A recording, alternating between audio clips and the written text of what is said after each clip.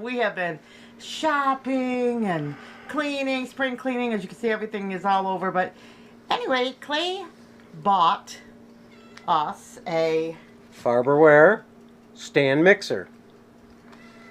Now we've done our research and we really wanted a KitchenAid, but from what we could see in all the investigations, I guess you could say, we did on this online, this Farberware is equal to the KitchenAid. better, I think. Cheaper.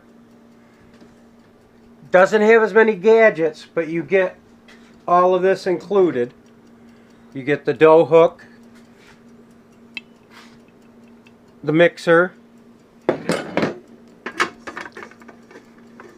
the cover, and the whisking. Stainless steel bowl. Well, with the KitchenAid, The KitchenAid has, you have to purchase. you have to purchase all of these separate. You don't get them with the mixer. And it starts out. You don't get the cover. Everything has to be bought separately. I think the only thing you do get with the KitchenAid is the whisk. Now, Farberware, if you want all the extra goodies for the KitchenAid, you have to buy them all separately. Well, it ends up being. You're paying $250 plus for just the stand mixer and the bowl And with KitchenAid, and you have to. This still has the front for putting attachments on it, which you'll have to buy separately if you want the. if they're selling them. If you've, I'm sure they put this on there mainly because they plan on coming out with that soon. Well, tell But you got a little lever down here that. Tell them the price point at our Walmart compared to the other. All right, we picked this up at Walmart, and it cost $99. How much was the KitchenAid? KitchenAid was $250 some, and It didn't have the. didn't have half of this stuff. It didn't. It just had the bowl and the whisk. And then tell them the story. And I've heard we went to YouTube, and we watched the different people that were showing these, and the KitchenAid was much louder.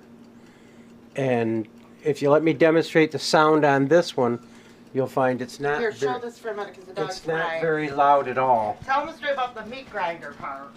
What we found. All right, they have a meat grinder for the KitchenAid, which was anywhere from $60 to $70, and you can buy a meat grinder for $60.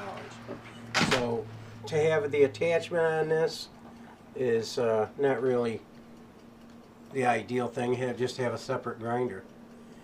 As far as the other attachments for KitchenAid, I don't think we'd ever use them.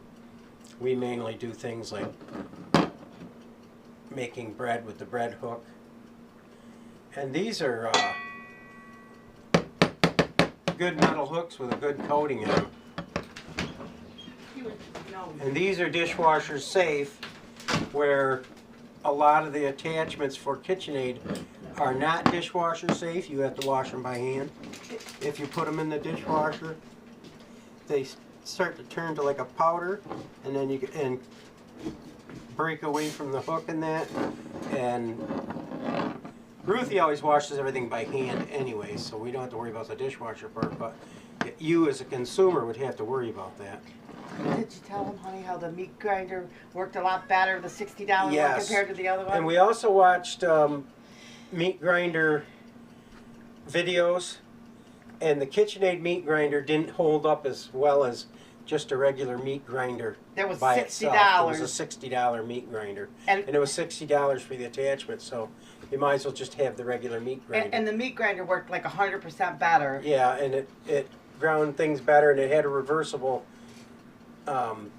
auger, so that if the meat got caught in there, you could back it up and then get it out that way, where the KitchenAid didn't have the reverse. There was no comparison. The Farberware The was Farber, much better. this is a much preferred thing by us.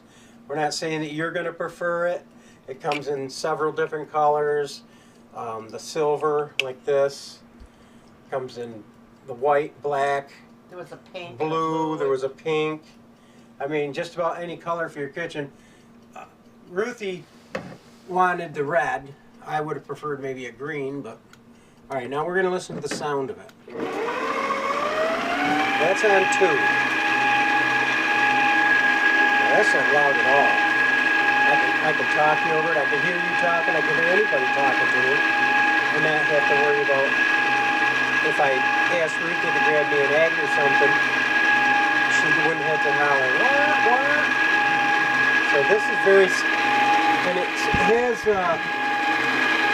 6 settings for high. And even on the higher settings, it's not all that loud. That's on fast. Look down in the bowl, Ruthie, show them how fast.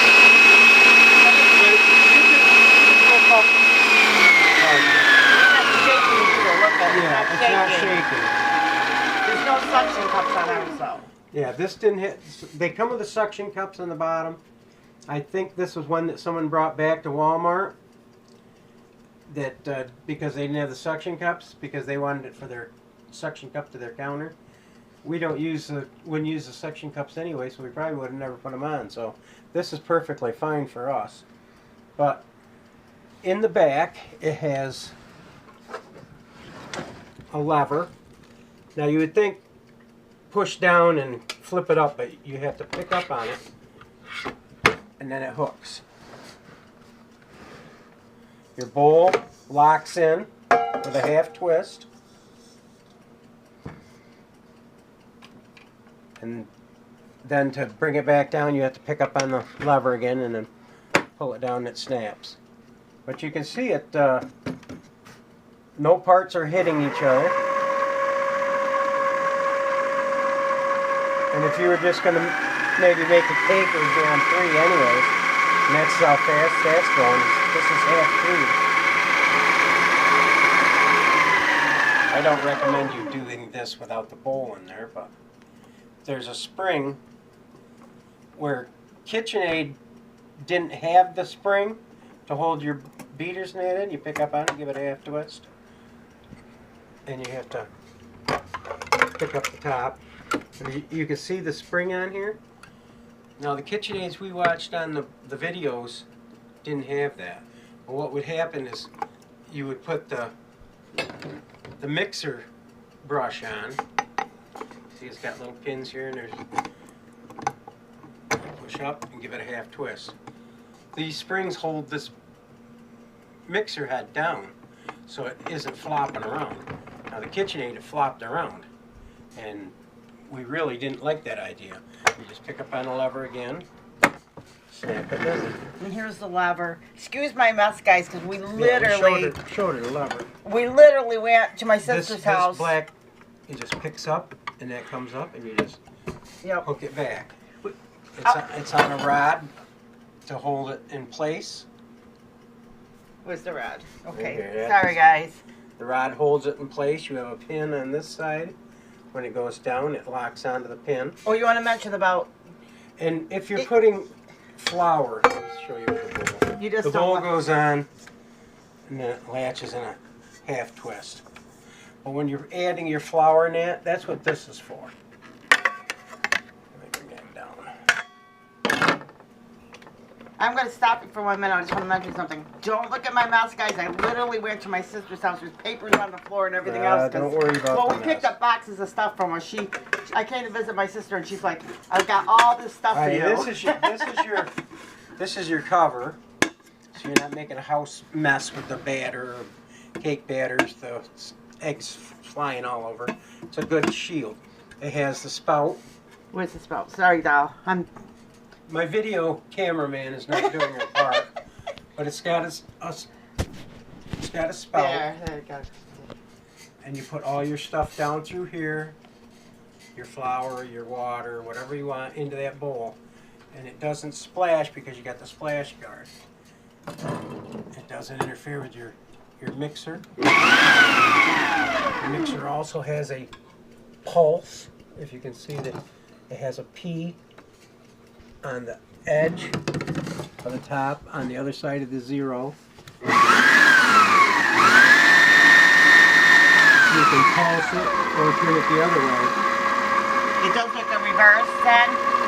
No, it's not a reverse, it's a pulse. Okay, oh, So sorry. if you needed to just quick mix something in there. And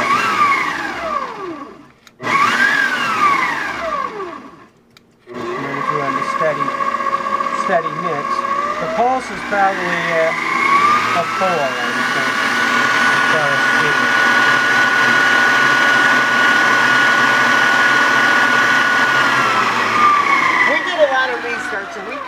I researched all night on this and slicers and grinders and all that and bread dough makers, and this one seemed to be, yes, the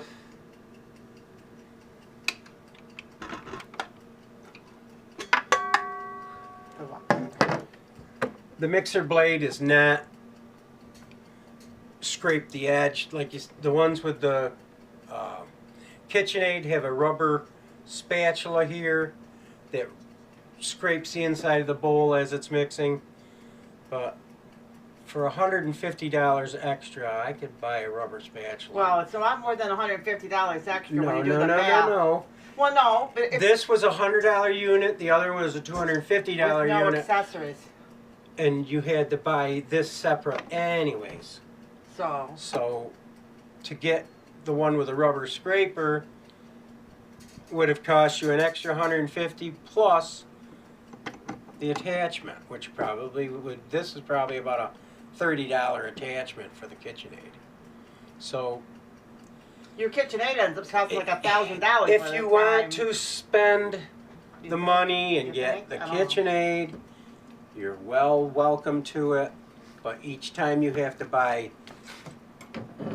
a mixer blade, a dough hook, which the whisk I think is the only thing that came with it.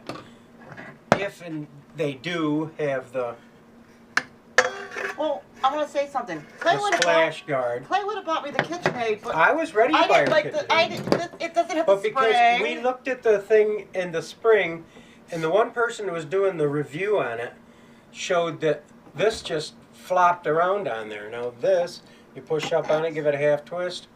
Now, can you imagine this being on just that rod with those 2 little pins and flopping around while you're trying? They did a thing and it fell off twice before they even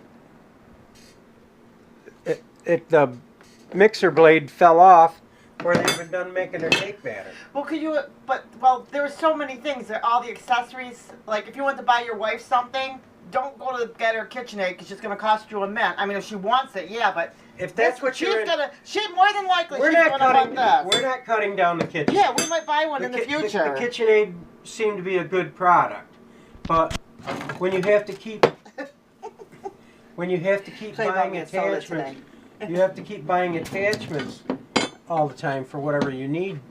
Now, whatever we're making, these 3 items plus the guard will probably all we need. Because if we want to make whipped topping or something, we'd have this. We're definitely going to use it for the bread, making bread dough or pizza dough. And she's always making cakes, brownies, cookies, and you'll need this.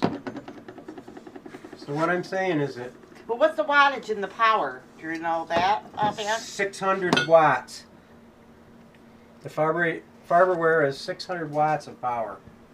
And that's about all you need for anything you're going to make. This is the instruction manual. It's in Spanish, I think, and if you're like me, you don't have to worry about putting something in here because I'm just going to fill the bowl and put it underneath. Yeah, you put your ingredients in the bowl and then set your bowl. And if I have to add something, I'm going to use the spout. And chances are, and this isn't going to be up if I'm using the spout, so you're not going to really drop anything in there, but yes, it's a possibility. What you're going to do is you're going to put your mix in the bowl. Show how it's going to go. Then you're going to push up, give it the half twist. Then you have to bring this down. before you can put this on. So the chances of you getting something in there is like nilch. Yeah. It's like your coffee maker. You're not going to get coffee in it. But that's what you're going to have to do. But if when you go to take it off, you want to make sure you take your splash guard out first, which you may have to click that up a little bit to get it in and out. But I would rather have... But what you have to go ahead, watch, sorry. what you have to watch for is if you're putting your ingredients in the bowl where it's at here, you have to be careful not to get any flour or anything down in this part, because that's where your motor and your fan and everything is. So the wise thing to do is probably put your ingredients in your bowl, then hook your bowl in like that. Put your mixer thing on before or after, doesn't matter. But Clay, I would rather have the nicer meat grinder and buy the accessories than to buy the accessory tools. I'd rather buy the meat slicer and everything else. It's easier to get this on when you're about halfway up and get this in place. Put that in place. Then snap it down before you turn anything on. And the same way when you go to get it out. Pick up on the lever in the back, slide this out, and then bring this up and click it. It's probably your best bet for not breaking your shield or making a mess. Hopefully this little tutorial is going to help you a little bit in making your decision. And Mainly the only thing I would say is make sure this has a spring. Most of we've saw Oster and all different types of kitchen mixers. Make sure that they have the spring to hold your attachment on. I mean, this is just our view. If you have other views, like if you say, "Oh, Ruthie, Clay, you're so wrong. The KitchenAid is wonderful," or "This is a better brand," let us know. Whatever you like is, we're going to. This is the dough hook.